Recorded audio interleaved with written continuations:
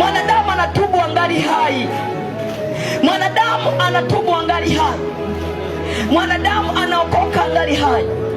Mwanadamu anaiacha dhambi angali hai, angali bado anaishi. Yaani ungali bado anaishi, una uwezo wa kukataa uovu, kukataa dhambi, una uwezo. Lakini mtu akishakufa hana nafasi tena, hana nafasi tena.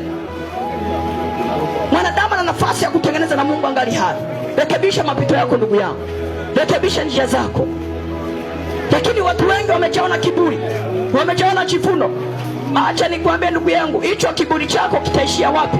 Kitaishia kwenye mavumbi, kwenye udongo. Lakini roho yako itaenda kujibu nini mbele za Mungu? Itaenda kujibu nini mbele za Mungu? Wanaheri wale wanaokesha wakitafakari njia zao. Wanaheri wale wanaokesha wakitafakari njia zao. Napotafakari hukumu ya Mungu inayokuja, napotafakari hukumu ya Mungu inayokuja, napotafakari hukumu ya Mungu inayokuja, na kuwa naogopa ndani ya moyo wangu, nikizidi kumwomba Mungu, Mungu naomba unisamehe, kama kuna mali nimekosa naomba unisamehe. Na ipoona hukumu ya Mungu ya kutisha, ambayo hiyo siku ya Bwana, Biblia inasema siku ya Bwana yaje, nayo ipo. Kuna siku ya Mungu inakuja ya kutisha, ya kuogopesha, ambayo dunia nzima itataharuki.